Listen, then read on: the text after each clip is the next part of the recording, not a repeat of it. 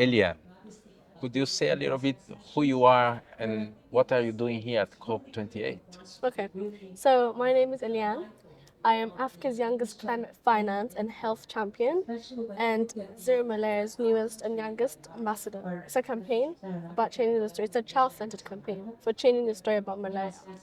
And yeah, I'm here at COP to influence policymakers and lawmakers to make laws that will and policies that will really, affect the future generation and the generation now in a good way.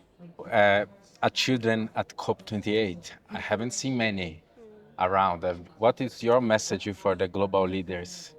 My message for the global leaders is to listen more to children who have a voice and who want to change the story, and to listen more to children who actually have a passion to make their generation, to make their future generation, and to make their generation right now and their futures, positive and sustainable and stuff like that. So, it's basically to make policies and laws that will really help our future generation, because we have to be thinking about future generations, because we can't, the less we think about it and the less we do, and if we just stop everything, and that means that the future generation, it might not even come. Yeah. I watched you in a webinar, uh, organized by the World Council of Churches. I think in May or June this year, Yes. and I've heard like that you start with planting trees. Yeah. How that brought you to go to speak about climate finance, like from planting trees to climate finance? How was this leap? So this leap was basically mainly growing up and becoming older, becoming a teenager, becoming a young adult. It's mainly when you grow up and you realize, oh, it's not just only about planting trees. Because when I was younger, I never knew what climate finance was. I just thought it was this climate change, and then that's it. And people just talk about climate change. Then when I grew up, I actually realized, you learn when you grow up. And I realized, oh, okay, climate finance is a thing. Um, Health is a thing, climate and health is a thing, stuff like that. So when I was 4 years old, I just planted trees all the time. So when I was 4 all the way to around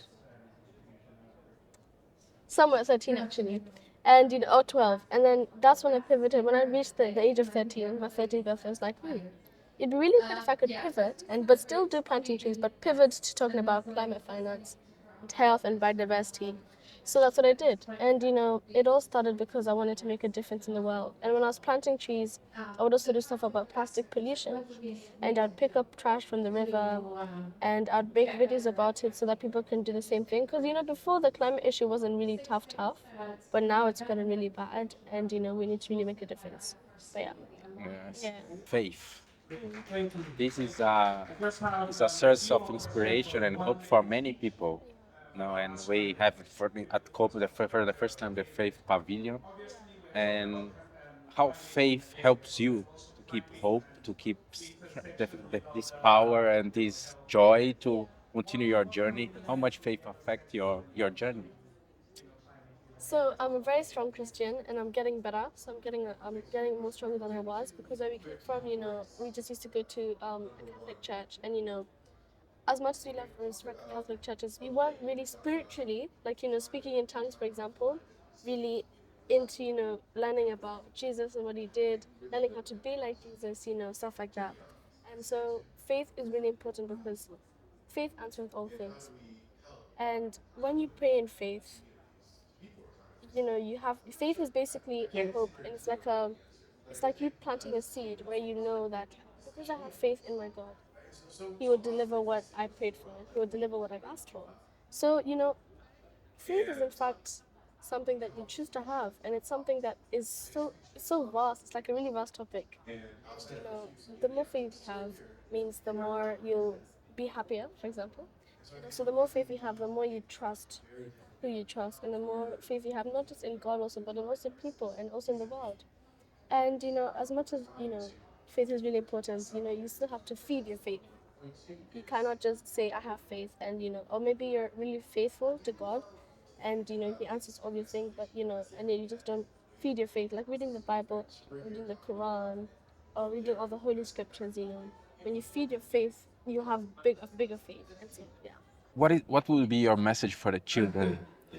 My message for the children is stay close to God. Whichever God you serve, whichever God you worship, whichever God you have faith in, God created a world that he wanted us to take care of. And humans, we have a really huge mind, and we can make bad decisions or good decisions. Like, for example, in the Bible, the Garden of Eden said, Eve took the apple from the tree because she was deceived by the devil. Or, you know, this is basically where we have to understand that there's certain things you can't do and there's certain things you can't do. And my message for the youth is stay close to God. That's number one, what I just said. Number two is follow your passion. But it's doing what you want, and it's doing what you want to change the world. Whatever it may be. It doesn't necessarily have to be to change the world. Because a lot of people changing the world already.